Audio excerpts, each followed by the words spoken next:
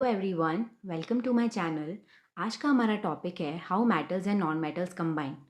मतलब कि जो मेटल होता है और जो नॉन मेटल्स होते हैं वो कंबाइन करते ही क्यों हैं, वो इंडिविजुअली एग्जिस्ट क्यों नहीं कर सकते। तो आज हम ये सीखने वाले हैं कि किस तरीके से वो कंबाइन करते हैं, वो क्यों कंबाइन करते हैं और अलग अलग तरीके के कंपाउंड्स कैसे फॉर्म करते हैं। Okay, so before starting this topic हमें एक बेसिक चीज़ समझनी पड़ेगी कि भाई एटम्स के अंदर कंबाइन करने की टेंडेंसी होती ही क्यों है, वो क्यों कंबाइन करते हैं, वो इंडिविजुअली एग्जिस्ट क्यों नहीं कर सकते। जैसे कि अगर एक हाइड्रोजन एटम है वो क्यों क्लोरीन के साथ ऑक्सीजन के साथ कंबाइन करता है, वाटर बनाता है, हाइड्रोजन क्लोराइड बनाता है। ऐसा क्यों होता है कि वो सिर्फ ऐसा क्यों नहीं होता कि वो सिर्फ हाइड्रोजन के फॉर्म में ही एग्जिस्ट करे। क्यों उसको कंपाउंड बनाने की नीड होती है, उसको कंबाइन करने की नीड होती है। सो इसका जो एक्सप्लेनेशन है वो बहुत ही ईजी है। हमें पता है कि जो ऑक्टेट थ्योरी होती है उसके अकॉर्डिंग ये होता है कि जो भी एटम होता है उसके आउटरमोस्ट शेल में कितने इलेक्ट्रॉन्स होने चाहिए। उसके आउटरमोस्ट शेल के अंदर 8 इलेक्ट्रॉन्स होने चाहिए। अकॉर्डिंग टू ऑक्टेट थ्योरी किसी भी एटम के अंदर जो उनके जो वेलेंस शेल है, मतलब जो आउटरमोस्ट शेल है, उसके अंदर 8 इलेक्ट्रॉन्स होने चाहिए। दैट इज़ उनका ऑक्टेट जो है वो कंप्लीट होना चाहिए। उनका ऑक्टेट जो है वो कंप्लीट होना चाहिए। और ऐसा क्यों होना चाहिए? अगर ऐसा 8 इलेक्ट्रॉन्स उनके आउटरमोस्ट शेल में प्रेजेंट रहेंगे तो इससे उनको स्टेबिलिटी मिलेगी। क्या मिलेगी? वो स्टेबल होंगे, वो एग्जिस्ट करेंगे इन्वायरमेंट में, वो नेचुरली एग्जिस्ट करेंगे अगर वो स्टेबल हुए तो। इसी की वजह से क्या करते हैं, जो एटम्स होते हैं वो कंबाइन करने की कोशिश करते हैं। अब होता यूँ है कि हमारे पीरियोडिक टेबल के अंदर जो नोबल गैसेस होती हैं उनके जो एटम्स होते हैं, जैसे कि आर्गन हो गया, क्रिप्टॉन हो गया, रेडॉन हो गया, तो उन एटम्स के जो आउटरमोस्ट शेल होता है वो कंप्लीट होता है। मतलब कि उसके अंदर जो आउटरमोस्ट शेल होते हैं उनके अंदर 8 इलेक्ट्रॉन्स होते हैं, तो उनको किसी के साथ कंबाइन करने की नीड नहीं होती है। लेकिन उसके अलावा जितने भी एटम्स होते हैं उनके अंदर लेस देन 8 इलेक्ट्रॉन्स पाए जाते हैं, मतलब 8 से कम इलेक्ट्रॉन्स पाए जाते हैं इन देयर आउटरमोस्ट शेल। इसलिए अपने ऑक्टेट को कंप्लीट करने के लिए जो बाकी एटम्स होते हैं वो कंबाइनिंग टेंडेंसी शो करते हैं। अपने ऑक्टेट को कंप्लीट करने के लिए वो कंबाइनिंग टेंडेंसी शो करते हैं। इसी इसी की वजह से वो अलग अलग तरीके के कंपाउंड्स बनाते हैं। तो वो जो कंबाइन करते हैं एटम्स अपने ऑक्टेट को कंप्लीट करने के लिए, तो वो 3 तरीके से कंबाइन कर सकते हैं। या तो वो इलेक्ट्रॉन्स को लूज़ कर सकते हैं, या तो वो गेन कर सकते हैं, या तो वो शेयर कर सकते हैं। अंडरस्टूड? देखो, यहाँ पे हमने क्या करा है, 3 तरीके के एलिमेंट्स की क्लासिफिकेशन करी है। एक हमारे नोबल एटम्स हैं, एक हमारे मेटल्स के एटम्स हैं, और एक हमारे नॉन मेटल्स के एलिमेंट्स या एटम्स हैं। तो जिस तरीके से हम यहाँ देख पा रहे हैं कि जो नोबल गैसेस है, दैट इज़ हीलियम, नियॉन और आर्गन, उसके अंदर हम देख रहे हैं कि जो हीलियम है वो ऑक्टेट रूल का एक एक्सेप्शन है, बिकॉज इसको अपना डुप्लेट कंप्लीट करने होता है फॉर द स्टेबिलिटी। ओके, जो नियॉन है उसका देखो 10 है उसका एटॉमिक नंबर, तो हम जब इसका इलेक्ट्रॉनिक कन्फिगरेशन देखते हैं तो 2,8 आता है। के अंदर 2 इलेक्ट्रॉन्स और एल के अंदर 8 इलेक्ट्रॉन्स, तो टोटल हो गए 10। तो हम देख रहे हैं कि इसकी आउटरमोस्ट शेल के अंदर 8 इलेक्ट्रॉन्स है, मतलब कि इसका जो ऑक्टेट है वो कंप्लीट है। अंडरस्टूड? नेक्स्ट हम देख रहे हैं आर्गन। आर्गन भी क्या है? एक नोबल गैस है, ये एक नोबल एलिमेंट है। इसका एटॉमिक नंबर क्या होता है? 18 होता है। अब इसका जब हमने इलेक्ट्रॉनिक कन्फिग्रेशन देखा तो 2,8,8 देखो, दो भरा क्योंकि के अंदर सिर्फ 2 इलेक्ट्रॉन्स आ सकते हैं, एल के अंदर मैक्सिमम 8 इलेक्ट्रॉन्स आ सकते हैं। तो 2,8, तो यहाँ तक तो 10 हो गए। अब इसके 18 है एटॉमिक नंबर, मतलब 8 और बढ़ना पड़ेगा। तो एम के अंदर क्या चले गए? 8 इलेक्ट्रॉन्स हो गए। तो इस तरीके से हम देख रहे हैं कि आर्गन के अंदर भी क्या है, उसका भी ऑक्टेट कंप्लीट है, उसे भी नीड नहीं है किसी के साथ कंबाइन करने की, बिकॉज ये खुद ही सेल्फ डिपेंडेंट है, इंडिपेंडेंट है। ओके, नेक्स्ट अपन मेटल्स की बात करते हैं। मेटल्स के अंदर हम देख रहे हैं कि sodium, magnesium, aluminium, potassium, calcium, सबके अंदर जो आउटर मोस्ट शेल है, जैसे सोडियम के आउटर मोस्ट शेल में 1 इलेक्ट्रॉन है, मैग्नीशियम के आउटर मोस्ट शेल के अंदर 2 इलेक्ट्रॉन्स हैं, एल्यूमिनियम के अंदर 3 है, पोटेशियम के अंदर 1 है, कैल्शियम के अंदर 2 है। मतलब कि 8 इलेक्ट्रॉन्स तो नहीं है, इनका तो ऑक्टेट जो है वो कंप्लीट नहीं है, ऑक्टेट कंप्लीट नहीं है। इसलिए मेटल्स को कंबाइन करने की ज़रूरत तो पड़ेगी अपने ऑक्टेट को कंप्लीट करने के लिए। सिमिलरली अब अगर हम यहाँ नॉन मेटल्स के ऊपर देखें, nitrogen, oxygen, fluorine, phosphorus, sulphur, chlorine, इनके भी आउटरमोस्ट शेल के अंदर देखो किसी में भी 8 इलेक्ट्रॉन्स नहीं है। तो यही बेसिक रीज़न होता है कि जो नोबल गैसेस होती हैं या फिर जो नोबल एलिमेंट्स होते हैं वो कंबाइन नहीं करते, वो कंपाउंड नहीं बनाते, कंबाइन भी नहीं करते। तो कंबाइन नहीं करेंगे तो हमें अलग अलग तरीके के कंपाउंड भी नोबल एलिमेंट्स के दिखेंगे नहीं। और यही रीज़न है कि जो मेटल्स और नॉन मेटल्स हैं उनको कंबाइन करने की उनकी नीड पड़ती है। क्यों? क्योंकि इनका ऑक्टेट कंप्लीट नहीं है, तो उनको अपना ऑक्टेट कंप्लीट करने के लिए दूसरों से इलेक्ट्रॉन्स को लेने की ज़रूरत भी पड़ती है, शेयरिंग की नीड पड़ती है, ताकि उनका ऑक्टेट कंप्लीट हो जाए और वो क्या हो जाए, स्टेबल हो जाए, उनके अंदर स्टेबिलिटी आ जाए। तो ये अभी मेरे हिसाब से आपको समझ में आ गया होगा कि why do atoms combine, atoms को कंबाइन करने की ज़रूरत होती क्यों है। एक सिंपल सा आंसर है इसका आपके पास कि भाई इसको नोबल गैस कन्फिग्रेशन चाहिए होती है। नोबल गैस कन्फिग्रेशन का मतलब क्या होता है कि भाई उसको अपने जो आउटर मोस्ट शेल है उसमें 8 इलेक्ट्रॉन्स चाहिए होते हैं, तो उसको अपन ऐसे भी बोलते हैं कि भाई नोबल गैस कन्फिग्रेशन चाहिए, नियरेस्ट नोबल गैस कन्फिग्रेशन चाहिए। या तो तुम कह सकते हो कि भाई इसको 8 इलेक्ट्रॉन्स चाहिए, उसको आउटर मोस्ट शेल में 8 इलेक्ट्रॉन्स इसको कंप्लीट करना है फॉर द स्टेबिलिटी। तो सब कुछ जो एटम कंबाइन कर रहा है बेसिकली वो किसके लिए कर रहा है, स्टेबिलिटी के लिए कर रहा है। ठीक है, अब नेक्स्ट हमारा आ जाता है कि भाई एटम्स कंबाइन तो करते हैं, उनको ज़रूरत है कंबाइन करने की, उनको स्टेबिलिटी की नीड है, तो वो कंबाइन तो करेंगे। अब नेक्स्ट क्वेश्चन ये आता है कि भाई एटम्स कंबाइन तो करते हैं लेकिन करते कैसे हैं, किस तरीके से, कोई प्रोसेस होता है या कोई अलग अलग तरीके का मैकेनिज्म हो सकता है क्या कंबाइन करने का। तो हाँ, बिल्कुल हो सकता है। दो तरीके के इसके मैकेनिज्म होते हैं, दो टाइप्स होते हैं जिस तरीके से जो एटम्स हैं वो कंबाइन करके अपना ऑक्टेट कंप्लीट कर सकते हैं, अलग अलग पाथ होता है। तो पहला जो होता है वो ये रहता है कि जो पहला इनका जो तरीका है जिससे एटम्स कंबाइन करते हैं वो है bye formation of ionic bond. किस तरीके का बॉन्ड बनाते हैं, आयनिक बॉन्ड बनाकर वो अपना ऑक्टेट कंप्लीट कर सकते हैं। अब ये आयनिक बॉन्ड क्या होता है, आयनिक बॉन्ड जो होता है उसके अंदर आयंस बनते हैं। क्या बनते हैं, आयंस बनते हैं। आयंस बनते हैं इसलिए फिर जो आयंस के बीच में बॉन्ड बनता है उसे अपन आयनिक बॉन्ड कह देते हैं। तो बेसिकली इसमें होता यूं है कि इसके अंदर कंप्लीट ट्रांसफ़र ऑफ इलेक्ट्रॉन होता है, कंप्लीट ट्रांसफ़र ऑफ इलेक्ट्रॉन होता है। मतलब कि अगर कोई दो एटम्स कंबाइन कर रहे हैं तो क्या होगा, उसमें से एक एटम जो होगा वो अपने इलेक्ट्रॉन पूरी तरीके से दूसरे को दे देगा। ठीक है, एक एटम अपने अंदर से पूरे इलेक्ट्रॉन जो है, एक या दो इलेक्ट्रॉन जितना भी उसको देने की कैपेसिटी होगी वो दूसरे को दे देगा। तो फिर क्या होगा, जैसे ही वो इलेक्ट्रॉन देगा तो जो रिजल्टिंग स्पीशीज़ बनेगी उसे हम क्या कहेंगे, कटायन कहेंगे। और जो दूसरा एटम होगा वो क्या करेगा, उस इलेक्ट्रॉन को एक्सेप्ट कर लेगा। क्या कर देगा, एक्सेप्ट कर लेगा, और फिर जो रिजल्टिंग स्पीशीज़ बनेगी उसे अपन अनायन कहेंगे। ठीक है, जो कटायंस और अनायंस होते हैं बेसिकली वो क्या है, वो आयंस ही तो हैं। दो तरीके के, कटायन क्या होता है, पॉजिटिवली चार्ज, अनायन क्या होता है, नेगेटिवली चार्ज। ठीक है, इसको और अच्छे से समझने के लिए तुम ये देख सकते हो, जैसे सपोज करो कि मेरे पास एक ए बी कंपाउंड है। ओके, ए बी एक तरीके का मेरे पास कंपाउंड है। तो इसमें से लेट अस सपोज कि जो ए है ना वो क्या कर रहा है, अपने अंदर से एक इलेक्ट्रॉन को रिमूव कर रहा है। मतलब कि इसने क्या करा, एक इलेक्ट्रॉन को रिमूव करा, और जो रिजल्टिंग नई स्पीशीज़ बनी ना वो क्या बनी, ए प्लस, जिसे अपन कटायन भी कहते हैं, जिसे अपन क्या कह सकते हैं, कटायन भी कह सकते हैं।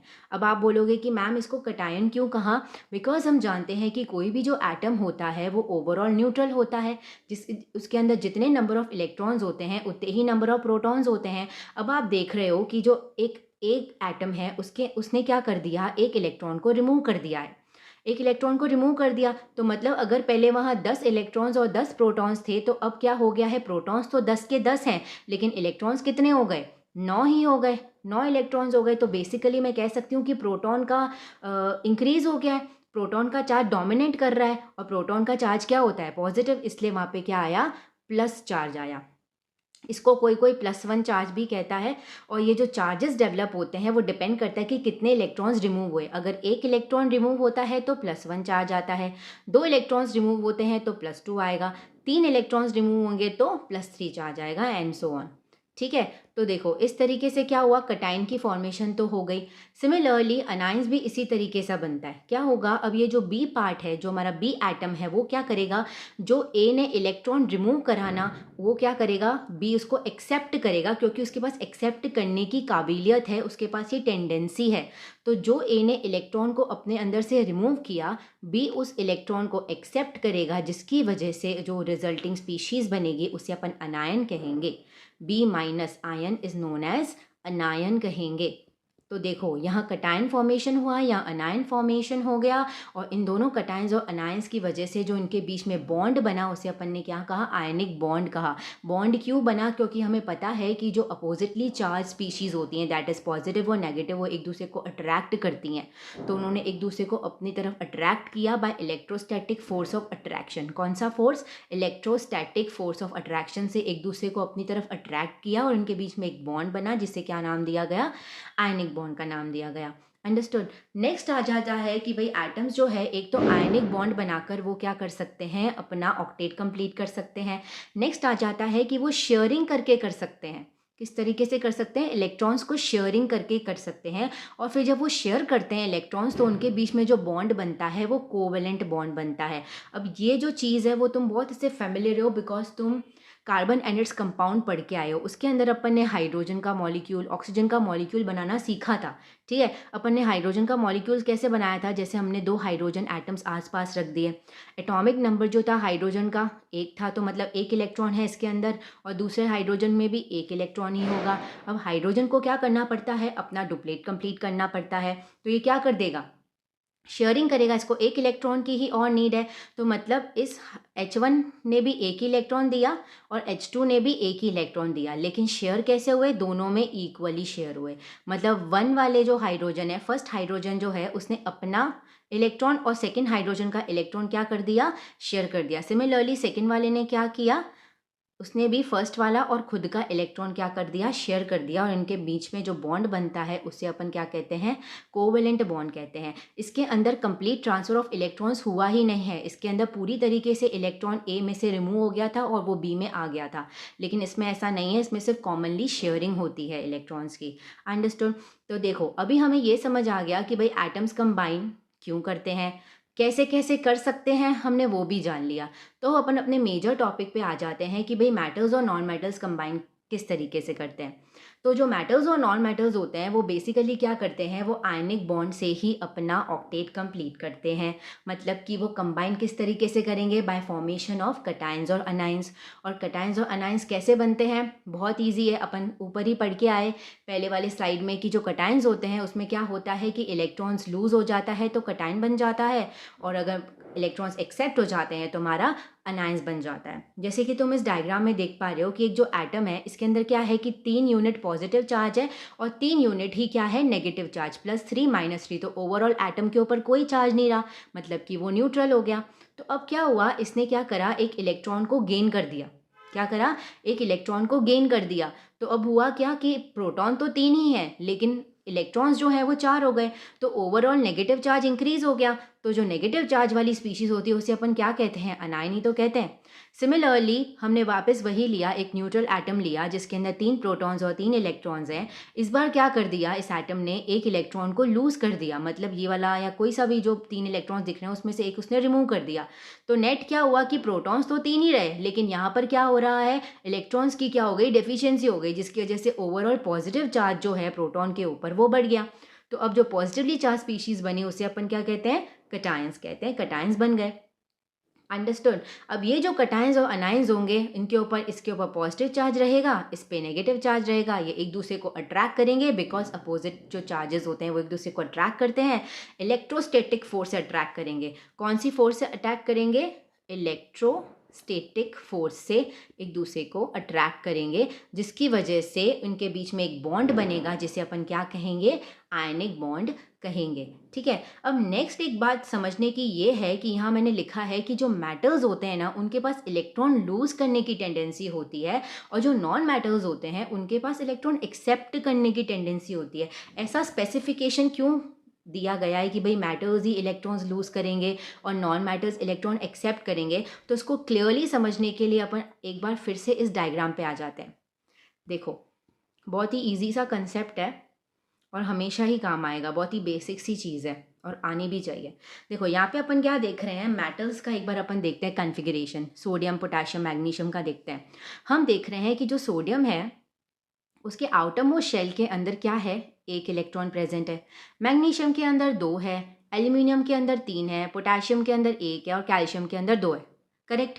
अब देखो इनको क्या करना है, किसी भी तरीके से जो आउटर मोस्ट शेल है ना, आउटर मोस्ट शेल है ना, उसमें 8 इलेक्ट्रॉन्स उनको लेकर आने हैं एनी हाउ। ठीक है, कंबाइन करके किस तरीके से भी कंबाइन करेंगे, आयनिक या कोवेलेंट किसी भी तरीके से, और क्या करेंगे, अपना ऑक्टेट कंप्लीट करेंगे। तो अब तुम मुझे खुद बताओ कि उनको, अगर वो उनको ऑक्टेट कंप्लीट करना है तो इनके लिए 2 पॉसिबिलिटीज़ हैं, या तो वो 7 इलेक्ट्रॉन एक्सेप्ट करे अपने लास्ट शेल में, इससे या तो फिर वो ये करे कि एक इलेक्ट्रॉन जो है उसको लूज कर दे, एक इलेक्ट्रॉन को क्या कर दे, लूज कर दे। ओके, सो सोडियम क्या कर सकता है, या तो 7 इलेक्ट्रॉन्स को क्या कर सकता है, एक्सेप्ट कर सकता है, या एक इलेक्ट्रॉन को वो रिमूव कर देगा। तो जैसे ही एक इलेक्ट्रॉन रिमूव हो जाएगा तो उसके पास आउटर मोस्ट शेल में, यही फिर इसका एल वाला शेल ही उसका आउटर मोस्ट शेल होगा, बिकॉज इसके अंदर इलेक्ट्रॉन्स पाए जाते हैं। वेलेंस इलेक्ट्रॉन्स वही तो होते हैं, एक ऐसा आउटर मोस्ट शेल जिसके अंदर इलेक्ट्रॉन्स पाए जाते हैं उसे अपन वेलेंस शेल कहते हैं, और वही उनका ऑक्टेट भी कंप्लीट करवाने में हेल्प करता है। वेलेंस शेल ही पार्टिसिपेट करते हैं कंपाउंड फॉर्मेशन के अंदर। तो अगर इसके लास्ट वाले शेल में एक इलेक्ट्रॉन प्रेजेंट है तो 2 पॉसिबिलिटीज़ बनती है कि भाई 7 इलेक्ट्रॉन एक्सेप्ट करे कि एक इलेक्ट्रॉन डोनेट करके जो जो इनर वाला शेल है वही उसका आउटर मोस्ट शेल बन जाए और उसमें 8 इलेक्ट्रॉन्स पड़े भी हैं। ठीक है, तो ये क्या करते हैं कि भाई एक 7 इलेक्ट्रॉन्स लेने की बजाय एक इलेक्ट्रॉन्स को ही क्या करते हैं, एक इलेक्ट्रॉन को रिमूव कर देता है। इसलिए हम कहते हैं कि जो मेटल होता है उसमें इलेक्ट्रॉन को लूज करने की टेंडेंसी ज़्यादा होती है। सिमिलरली मैग्नीशियम में देखो, उसके आउटर मोस्ट शेल में 2 इलेक्ट्रॉन्स है, अगर ये 2 electrons they they rather than accepting 6 electrons, अगर वो 6 एक्सेप्ट करेगा तो उसके पास 8 इलेक्ट्रॉन्स हो जाएंगे। लेकिन ये सोचता है कि अगर मैं 2 ही दे दूँ रेदर देन एक्सेप्टिंग 6 तो मेरे पास 8 इलेक्ट्रॉन्स तो पड़े ही हैं, और ये 8 इलेक्ट्रॉन्स आउटर मोस्ट शेल में अगर ये 8 के 8 प्रेजेंट रहे तो मैं स्टेबल हो जाऊंगा, मुझे और कंबाइन करने की नीड नहीं पड़ेगी एक बार ये 2 इलेक्ट्रॉन्स देने के बाद। ठीक है, तो मैग्नीशियम भी क्या करता है, 2 इलेक्ट्रॉन्स दे देता है। सिमिलरली एल्यूमिनियम क्या करता है, 3 इलेक्ट्रॉन्स को दे देता है रेदर देन एक्सेप्टिंग 5 इलेक्ट्रॉन्स, ताकि उसके आउटर मोस्ट शेल में क्या हो जाए, 8 इलेक्ट्रॉन हो जाए। पोटेशियम क्या करता है, 1 इलेक्ट्रॉन दे देता है। कैल्शियम क्या करता है, 2 इलेक्ट्रॉन दे देता है। इसलिए ही वो लाइन लिखी गई थी कि जो मेटल्स होते हैं उनके पास ये टेंडेंसी होती है कि वो इलेक्ट्रॉन्स लूज कर लें, बिकॉज ये उनके लिए ईजी पाथवे होता है अपने ऑक्टेट को कंप्लीट करने का। अब एक बार नॉन मेटल्स की तरफ देखते हैं। देखो नॉन मेटल्स में जैसे अपन नाइट्रोजन का एग्जाम्पल लें तो उसके आउटर मोस्ट शेल में क्या है, 5 इलेक्ट्रॉन्स पाए जा रहे हैं। आउटर मोस्ट शेल में उसके 5 इलेक्ट्रॉन्स पाए जाते हैं। अब ये 2 तरीके से अपना ऑक्टेट कंप्लीट कर सकता है, या तो वो क्या करे, 3 इलेक्ट्रॉन्स को एक्सेप्ट कर ले, या तो 5 इलेक्ट्रॉन्स को दे दे। अब इसके अंदर इजी पाथवे क्या होगा, 3 इलेक्ट्रॉन्स को एक्सेप्ट करने का ही होगा rather than giving out 5 electrons. सही बात, तो ये क्या करता है, 3 इलेक्ट्रॉन्स को एक्सेप्ट कर देता है। ऑक्सीजन भी क्या करता है, उसके पास 6 इलेक्ट्रॉन्स है, 2 एक्सेप्ट करेगा रेदर देन गिविंग 6, 6 दे दे, इससे बेटर है कि 2 एक्सेप्ट कर ले। तो इनके बीच में दोनों उल्टा ही चलता है, एकदम रिवर्स ऑर्डर चलता है। मेटल्स क्या करते हैं, इजीली दे देते हैं बिकॉज उनकी कन्फिगरेशन ही ऐसी है नेचुरली, तो इनमें इनका कोई अपना बेनिफिट खुद से मन से नहीं करते वो, बिकॉज उनकी कन्फिगरेशन ही ऐसी है, तो उनको ऐसा ही, इनका पाथवे ऐसा ही चलता है ताकि वो बहुत ही स्मूथ और इजीली हो जाए। जो चीज़ इजी होती है नेचर में वही एग्जिस्ट करती है। ऑक्सीजन में क्या रहता है कि 6 इलेक्ट्रॉन्स के 8 इलेक्ट्रॉन करने के लिए क्या करेंगे कि भाई 2 इलेक्ट्रॉन्स को भाई एक्सेप्ट कर लो rather than giving out 6। Fluorine भी क्या करता है, 1 इलेक्ट्रॉन को एक्सेप्ट कर देता है रेदर देन गिविंग आउट 7। तो हम इसलिए कहते हैं कि जो मेटल्स होते हैं उनके पास इलेक्ट्रॉन देने की टेंडेंसी अच्छी होती है और नॉन मेटल्स के पास एक्सेप्ट करने की टेंडेंसी होती है। तो हम कह सकते हैं कि जो मेटल्स होते हैं वो आसानी से कटायंस बना सकते हैं, that is positively charge species बना सकते हैं, और जो नॉन मेटल्स होते हैं वो आसानी से क्या बना सकते हैं, अनायंस बना सकते हैं। ठीक है, that is negatively charge species. और एक बार कटायंस और अनायंस बन जाएँ तो ये एक दूसरे को अपनी तरफ अट्रैक्ट कर ही रहेंगे, बिकॉज इनके ऊपर अपोजिट चार्जेस हैं, तो इनके बीच में इलेक्ट्रोस्टैटिक फोर्स ऑफ अट्रैक्शन लगेगी, तो वो एक तरफ से और पास आते जाएंगे, अट्रैक्ट होते जाएंगे, और उनके बीच में एक बॉन्ड बन जाएगा जिसे अपन आयनिक बॉन्ड नाम देते हैं। तो जो मेटल्स और नॉन मेटल्स होते हैं बेसिकली आयनिक बॉन्ड से इस तरीके से कंबाइंड होते हैं। ओके, अब हम क्या करेंगे, अब हमने मेटल्स और नॉन मेटल्स कंबाइन किस तरीके से करते हैं ये हमने देख लिया। अब इसको और प्रिसाइजली समझने के लिए अपन कुछ एग्जांपल्स कंसिडर करेंगे। जस्ट फॉर एग्जांपल एक बार हम क्या करते हैं, NaCl का एग्जांपल कंसिडर करते हैं। NaCl को क्या बोलते हैं, सोडियम क्लोराइड। क्या कहते हैं, सोडियम क्लोराइड। Na का मतलब सोडियम और Cl का मतलब क्लोराइड। ठीक है, ये क्या होता है, ये एक सोडियम इसमें क्या है, मेटल हो गया, और क्लोराइड हमारा क्या हो गया, नॉन मेटल हो गया। तो वे ये दोनों किस तरीके से कंबाइन करें उसका अपन को स्ट्रक्चर बनाना है। तो देखो, यहाँ मैं लिख रही हूँ हमारा मेटल दैट इज सोडियम, और यहाँ मैं लिख रही हूँ हमारा non metals that is chlorine. ठीक है, लिख दिया। अब अपन को सबसे पहले क्या करना है, इसका एटॉमिक नंबर लिखना है। सोडियम का एटॉमिक नंबर क्या होता है भैया, बताइए। सोडियम का एटॉमिक नंबर क्या होता है, सोडियम का एटॉमिक नंबर होता है 11। क्या होता है, 11 होता है। और क्लोरीन जो होता है उसका एटॉमिक नंबर क्या होता है, 17 होता है। सोडियम का एटॉमिक नंबर इज 11 और क्लोरीन का एटॉमिक नंबर इज 17। अब अपन क्या करेंगे, इसका इलेक्ट्रॉनिक कन्फिगरेशन लिखेंगे। इलेक्ट्रॉनिक कन्फिगरेशन के लिए पहले अपन KLMN शेल बना देते हैं, इधर भी बना देते हैं KLM और N शेल बना दिया। अब अपन इलेक्ट्रॉन्स की फिलिंग करते हैं। K के अंदर 2 इलेक्ट्रॉन्स आते हैं, L के अंदर 8 इलेक्ट्रॉन्स आते हैं। 8 + 2 कितना हो गया, 10 हो गया। अभी भी एक इलेक्ट्रॉन बाकी है, तो भाई वो 11 M शेल में ही जाएगा। सिमिलरली अपन क्लोरीन की फिलिंग करते हैं कि भाई यहाँ 2 इलेक्ट्रॉन्स आ सकते हैं, इधर 8 आ सकते हैं, 10 हो गए। अब 7 बढ़ने और बाकी हैं, तो M में डाल दिए 7। तो अब तुम देख रहे हो कि भाई सोडियम का ऑक्टेट कंप्लीट हो सकता है अगर ये इलेक्ट्रॉन्स दे दे। ठीक है, और क्लोरीन का ऑक्टेट कंप्लीट हो सकता है अगर वो एक इलेक्ट्रॉन को एक्सेप्ट कर दे। सही बात। तो सिंपली अभी इजीली ये कंपाउंड बन ही जाएगा। देखो, Na लिखा, Cl लिखा, इसके इलेक्ट्रॉन आउटरमोस्ट शेल में इलेक्ट्रॉन क्या है, एक ही है। ठीक है, और क्लोरीन के अंदर 7 है, तो अपन को उसको रिप्रेजेंट करना पड़ेगा। डिस्टिंग्विश करने के लिए मैं क्रॉस से बना रही हूँ, बट ये है इलेक्ट्रॉन्स, ये 1 2 3 4 5 6 और ये 7। तो देखो क्या होगा, जो सोडियम है वो अपना जो एक इलेक्ट्रॉन है वो क्लोरीन को दे देगा, और सोडियम के पास देने की टेंडेंसी है, क्लोरीन के पास एक्सेप्ट करने की टेंडेंसी है। तो क्या बन जाएगा, Na ने एक इलेक्ट्रॉन दिया तो प्लस चार्ज आ गया, क्लोरीन ने एक इलेक्ट्रॉन एक्सेप्ट किया तो उसके पास माइनस चार्ज आ गया। तो देखो सोडियम ने जैसे वो Na+ हुआ, मतलब उसके पास एक इलेक्ट्रॉन की कमी है, तो उसका कन्फिग्रेशन अब क्या हो गया, 2,8। और Cl का कन्फिग्रेशन क्या हो गया, 2 8 और 8 पहले 7 थे, अब एक इलेक्ट्रॉन एक्सेप्ट कर दिया। वो कौन सा इलेक्ट्रॉन था, सोडियम ने जो दिया इलेक्ट्रॉन।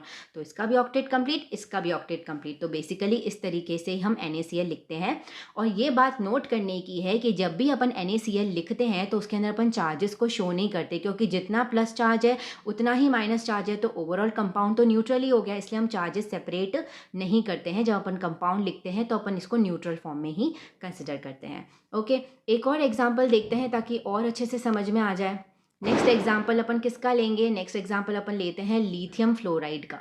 किसका लेंगे, लिथियम फ्लोराइड का। Lithium fluoride, lithium fluoride LiF। यहाँ पे लिथियम हमारा क्या हो जाएगा, मेटल हो जाएगा, और जो फ्लोराइड है वो हमारा क्या हो जाएगा, नॉन मेटल हो जाएगा। Lithium fluoride, lithium fluoride. तो देखो यहाँ पे लिखा लिथियम मैंने, यहाँ लिखा फ्लोराइड मैंने। लिथियम का एटॉमिक नंबर क्या होता है, hydrogen helium lithium that is 3 होता है। और फ्लोरीन का एटॉमिक नंबर क्या होता है, 9 होता है। फ्लोरीन का एटॉमिक नंबर क्या होता है, 9 होता है। तो देखो इसका इलेक्ट्रॉनिक कन्फिग्रेशन कैसे होगा, KLMN लिख दो पहले। KLMN शेल ड्रॉ करने पड़ेंगे, KLM और N। ठीक है, अब देखो K के अंदर 2 इलेक्ट्रॉन्स आ सकते हैं, एक बचा तो एक इसमें आएगा। ठीक है, और फ्लोरीन के अंदर क्या रहता है, फ्लोरीन के अंदर 9 इलेक्ट्रॉन है, तो 2 इसमें आ गए तो 7 इसमें आ गए। ठीक है, तो जैसा कि हम देख रहे हैं कि जो लिथियम है उसके आउटरमोस्ट शेल के अंदर है 1 इलेक्ट्रॉन, और जो फ्लोरीन है उसके आउटरमोस्ट शेल के अंदर है 7 इलेक्ट्रॉन्स। तो अगर लिथियम अपना 1 इलेक्ट्रॉन दे देगा तो उसका डुप्लेट कंप्लीट हो सकता है। सही बात। और अगर फ्लोरीन जो है 1 इलेक्ट्रॉन एक्सेप्ट कर लेगा तो क्या होगा, इसका ऑक्टेट कंप्लीट हो जाएगा। तो बस हो गया अपना काम। लिथियम लिखा, इधर फ्लोरीन लिखा, इसके आउटरमोस्ट शेल के इलेक्ट्रॉन्स बना दिए जो कि 1 हैं, और फ्लोरीन के कितने हैं, 7 है। 1 2 3 4 5 6 और ये बन गया हमारा 7। लिथियम क्या करेगा, अपने इस 1 इलेक्ट्रॉन को फ्लोरीन को दे देगा। तो जैसे इसने 1 इलेक्ट्रॉन दिया तो उसके पास लिथियम प्लस आ गया, और लिथियम प्लस का कन्फिग्रेशन K में 2 इलेक्ट्रॉन्स वाला हो जाएगा। ठीक है, इसका इलेक्ट्रॉनिक कॉन्फ़िगरेशन क्या होगा, KLMn लिखेंगे तो उसमें 2 इलेक्ट्रॉन्स ही आएंगे ना, बिकॉज ये तो उसने दे दिया।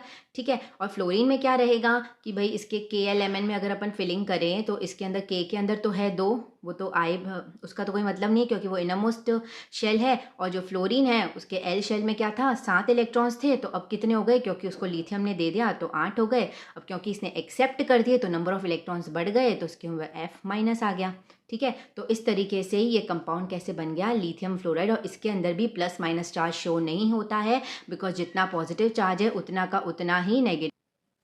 तो इस तरीके से क्या होता है, मेटल्स और नॉन मेटल्स कंबाइन करते हैं और अपना जो है वो कंपाउंड बनाने की टेंडेंसी रखते हैं और अपना ऑक्टेट भी कंप्लीट करते हैं ताकि उनको स्टेबिलिटी मिल जाए। ठीक है, अब क्योंकि हमने देख लिया कि जो मेटल्स और नॉन मेटल्स है वो आयनिक बॉन्ड फॉर्म करते हैं, तो जो कंपाउंड्स बनेंगे वो उनको अपन क्या बोलेंगे, रिजल्टिंग कंपाउंड्स, उनको आयनिक कंपाउंड्स कहेंगे।